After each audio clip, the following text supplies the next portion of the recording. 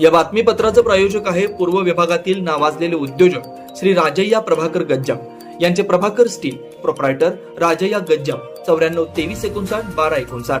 मेंदू मृत व्यक्तीचेच अवयवदान, नेत्रदान व देहांगदान मृत्यूनंतरच केलं जातं, योगीन गुर्जर यांचं वक्तव्य. श्री मार्कंडेय सोशल फाउंडेशन, पूर्व विभाग, सार्वजनिक वाचनालय आणि पद्मशाली सखे संगम आयोजित जीवनदान देणाऱ्या नातलगांचा सन्मान. देहदान, नेत्रदान व अवयवदान यामध्ये ढोबळ स्वरूपात 3 भाग आहेत. अवयवदान व देहदान, नेत्रदान यामध्ये फरक आहे. देहदान हे नैसर्गिक मृत्यू झाल्यावरच केलं जातं. सदरच्या व्यक्तीला कुठल्याही प्रकारच्या शस्त्रक्रिया केली नसावी, तसेच गंभीर स्वरूपाचे आजार किंवा कॅन्सर वगैरे असू नयेत. अशा व्यक्तीचं देहदान संबंधित यंत्रणेकडून स्वीकारलं जातं.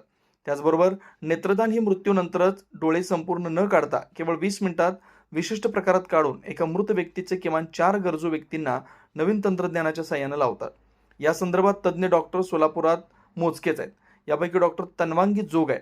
अवयवदान हे मेंदू मृत झालेल्या व्यक्तीचेच केलं जातो. या संदर्भात समाजामध्ये समज गैरसमज आहेत.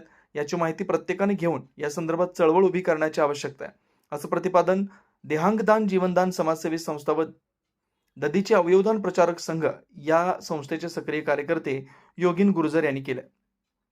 13 ऑगस्ट रोजी जागतिक अवयवदान दिन म्हणून साजरा करतात. याचा औचित्य साधून सोलापुरातील श्री मार्कंडेय सोशल फाउंडेशन, पूर्व विभाग, सार्वजनिक वाचनालय आणि पद्मशाली सखे संगमच्या वतीनं आयोजित केलेल्या उपक्रमात जीवनदान देणाऱ्या नातलगांचा सन्मान कार्यक्रमात ते बोलत होते. यावेळी व्यासपीठावर जोग नेत्रपेढीच्या डॉक्टर तन्वांगी जोग, वाचनालयाचे अध्यक्ष पांडुरंग दिड्डी, अरविंद चिनी, फाउंडेशनचे उपाध्यक्ष नागेश सरगम, सखी संगमच्या अध्यक्ष मेघा इट्टम यांची उपस्थिती होती. गुर्जर पुढे बोलताना म्हणाले, मेंदू मृत झाल्यास किंवा व्हेंटिलेटरवर असलेल्या व्यक्तीचेच अवयवदान करण्यात येत असल्यानं मृत व्यक्तीची इच्छा किंवा कुटुंबाचा निर्णय असल्यास रीतसर पद्धतीनं करण्यात येतो.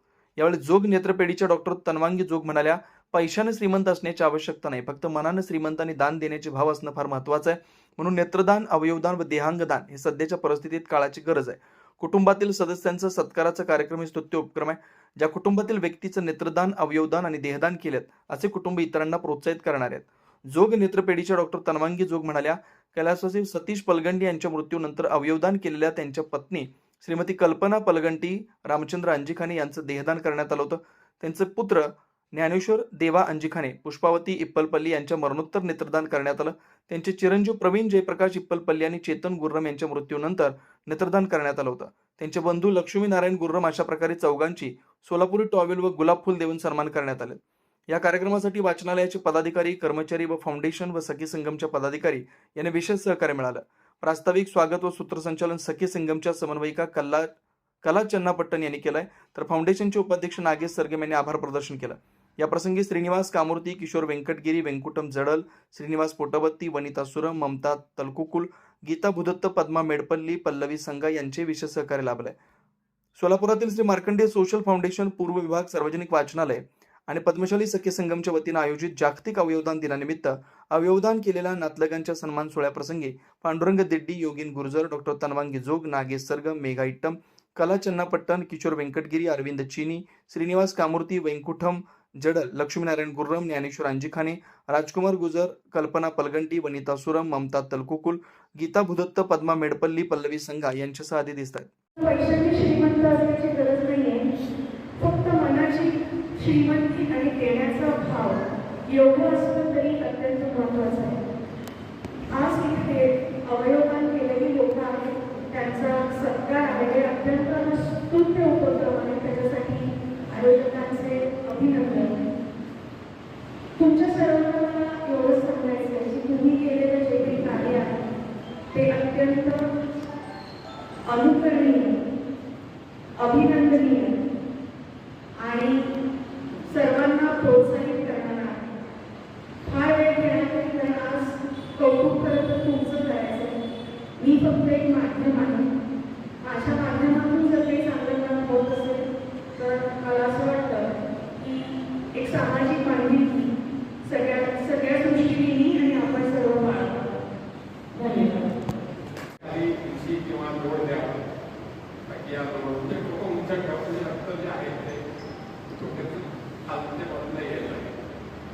डोळ्यावरती थंड पाण्याच्या पट्ट्या ठेवल्यानंतर अतिशय उत्तम 4 ते 6 तासापर्यंत अशा पद्धतीने एक दबाव करता येतं आपल्याला.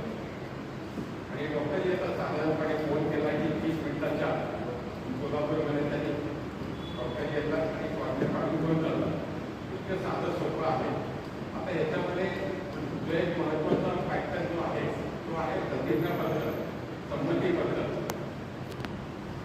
की आम्ही फॉर्म भरलेला आहे. तुम्ही जरी संकल्प केला असेल की माझ्या मृत्यूनंतर देहदान करावे किंवा नेत्रदान करावे आणि तो फॉर्म तुम्ही मेडिकल कॉलेजला किंवा आमच्याकडे सबमिट केला तर आम्ही काय बोलतो आपण तुमची खबर घेत असतो. तुम्ही फॉर्म भरलाय आहात ना असं काही होत नाही. व्यक्ती गेल्यानंतर आमची इच्छा असते प्रत्येकाने 100 पूर्ण करावी, प्रत्येकाला नैसर्गिक मरण यावं अशी आमची इच्छा असते. आणि यासाठी महर्षी मार्कंडेय महाराणी त्यांनी प्रचंड मोठं काम केलेलं आहे. त्यांनी महामृत्युंजय मंत्राची त्यांनी रचना केलेली आहे. आणि त्यांचा जन्म झाल्यानंतर कृष्णा ज्योतिषांनी सांगितलं होतं हा मुलगा काही फार जगत नाही, पण त्यांनी मृत्यूवरती विजय मिळवलेला आहे. तर तोच वारसा आपल्यालाही लाभावा आणि प्रत्येकाला 100 वर्ष निरोगी आयुष्य लाभावं अशी आमची इच्छा असते. जुना पुणे नाका वसंत विहार सोलापूर येथे जर्मन येथील अत्याधुनिक 3T MRI टेस्ट कंपनीचं मशीन सोलापूर जिल्ह्यात फक्त SS बलदबा हॉस्पिटलमध्ये उपलब्ध.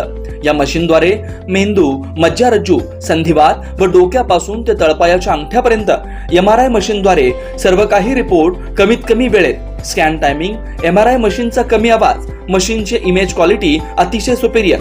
रुग्णाला तपासणी वेळी वाटणारी भीती लक्षात घेऊन 70 सेंटीमीटर एवढे ओपनिंगची सोय. अत्याधुनिक सॉफ्टवेअर बसवल्यामुळे सोलापूरकरांची उत्तम सोय.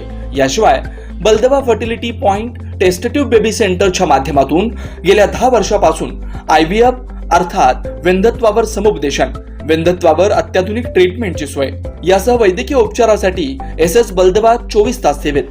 न्यूरोसर्जन डॉक्टर सचिन बलदबा, स्त्रीरोग तज्ञ डॉक्टर संपत बलदबा, स्त्रीरोग तज्ञ डॉक्टर प्रतिभा बलदबा.